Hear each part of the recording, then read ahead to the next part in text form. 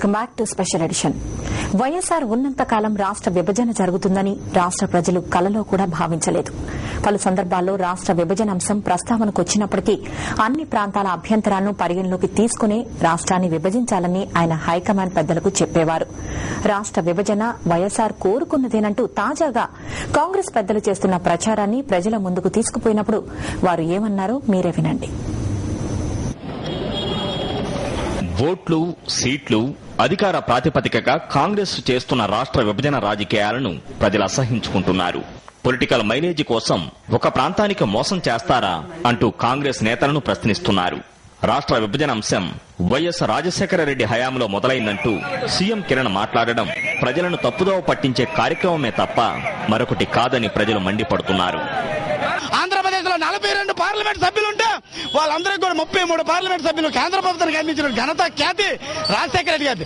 ఈ రోజు రాజశేఖర రెడ్డి మరణాంతం ఈ కాంగ్రెస్ స్వార్థ ప్రయోజనం కోసం సోనియా కొడుకుని రాహుల్ ని ప్రధానమంత్రి భవిష్యత్తులో చేయడానికి కోసం ఈ రోజు కుతంత్రాలు చేసి ఈ కిరణ్ కుమార్ రెడ్డి సీల్ కవర్ కిరణ్ కుమార్ రెడ్డి రాజశేఖర రెడ్డి పాద ధూళికి కూడా సరిపోయినట్టు కిరణ్ కుమార్ రెడ్డి ఈ రోజు రాజశేఖర రెడ్డి గారికి అబంధాలు వేయడం ఎంత హేయమైన చర్య అంటే అది ప్రజలందరూ గమనిస్తున్నారు.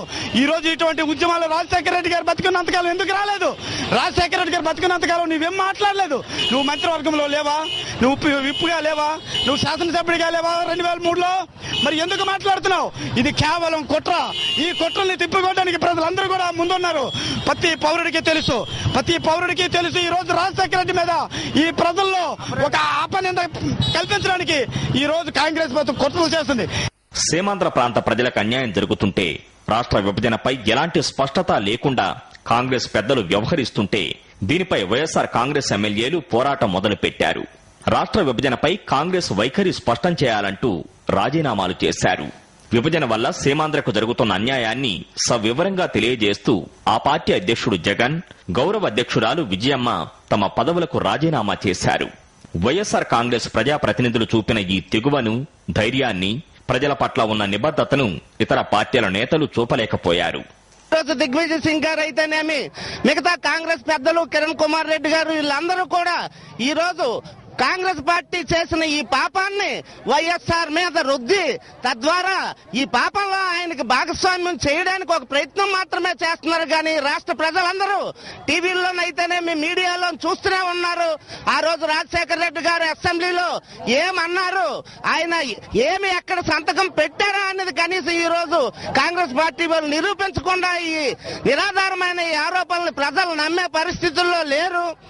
ఈ సమైక్యతావాదాన్ని ఈ రాష్ట్రంలో ఈ రోజు వైఎస్ఆర్ పార్టీ కూడా ముందుండి సమైక్యతావాదానికే ఈ రోజు అసెంబ్లీలో ఎమ్మెల్యేలు అందరూ కూడా రాజీనామా చేసిన సంగతి కూడా తెలిసిందే. మరి అనవసరమైన తప్పుడు ఆరోపణలు మాత్రమే గాని ఇందులో లేచ మాత్రమైన వాస్తవం లేదని ప్రజలందరూ గ్రహించారు. మద్రాసు ప్రెసిడెన్సీ నుంచి విడిపోయి ఆంధ్ర రాష్ట్రం ఏర్పడి ఆ తర్వాత ఆంధ్రప్రదేశ్ అవతరించి హైదరాబాద్ అన్ని విధాల అభివృద్ధి అయింది. హైదరాబాద్ అందరిది అని అందరూ భావించారు. ఈ తరుణంలో మీ రాజధాని మీరు నిర్మించుకోండి అంటున్నారు. ఇదెంతవరకు సబబని ప్రజలు ప్రశ్నిస్తున్నారు. ఇప్పుడు మండల కేంద్రాలు ఏర్పాటైన తర్వాత గత 25 సంవత్సరాలు అవుతుంది మండల కేంద్రాలు ఏర్పాటైనాయి. ఇప్పుడు ఉదాహరణకి ఇది బూర్జు మండలం తీసుకుందాం. బూర్జు మండలంలో ఇప్పటికీ సరైనటువంటి ప్రభుత్వ కార్యాలయాలు ఇంకా నెలకొల్పుకోలేకపోయాము.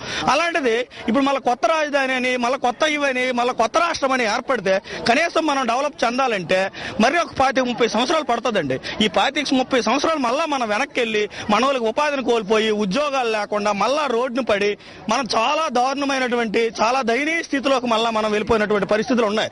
సరే, ఇదేదో మనం సమైక్య ఆంధ్రప్రదేశ్ ని మనం ఇచ్చేయగా ఆమె చెప్పినట్లు తెలంగాణ, రాయలసీమ ఈ 3 భాగాలుగా ఇవి ఉన్నాయి. ఇప్పుడు మనకి మన ఆంధ్ర ప్రాంతానికి రాయలసీమ ప్రాంతానికి కలిపి ఒక రాష్ట్రంగా ఏర్పాటు చేస్తారని చెప్పింది. రేపు పొద్దున్నే ఇక్కడ రాజధాని ఏర్పాటు చేస్తే వాళ్ళు ఊరుకోరు, అక్కడ రాజధాని ఏర్పాటు చేస్తే మనం ఊరుకోము. ఇలా ప్రాంతాలు మళ్ళా గొడవలు స్టార్ట్ అవుతాయి. ఇంకా అందరి కారణం మన కేంద్ర ప్రభుత్వం అండి. సోనియా గాంధీ తన సొంత ప్రయోజనం కోసం తన కొడుకుని రాహుల్ గాంధీని ప్రధానమంత్రి చేయడం కోసం మన తెలుగు వారిని 2 విభజన చేసిందండి. హైదరాబాద్ వాళ్ళకి ఇచ్చిస్తే ఇక్కడ సీమాంధ్రలో అభివృద్ధి అయిపోతుంది. దానికి కారణం సోనియా గాంధీ అండి. మేము సోనియా గాంధీ తీవ్రంగా ఖండిస్తున్నాం అండి. సమైక్యంగా ఉంటే అందరూ బాగుంటాం అనుకుంటున్నాం. రాష్ట్ర విభజన అనేది రాజకీయ లబ్ధి కోసం కాంగ్రెస్ ఆడుతున్న నాటకమని ప్రజలు భావిస్తున్నారు. ఓ 10-12 ఎంపీ సీట్ల కోసం రాష్ట్రంతో ఏమాత్రం సంబంధం లేని నేతలు ఆడుతున్న గేమ్లో మేము బలిపశువులం కావాలా అంటూ ప్రజలు వాపోతున్నారు. చేతగాని నాయకత్వం వల్లనే రాష్ట్రానికి ఈ దుస్థితి దాపురించిందని ఆగ్రహంతో రగిలిపోతున్నారు.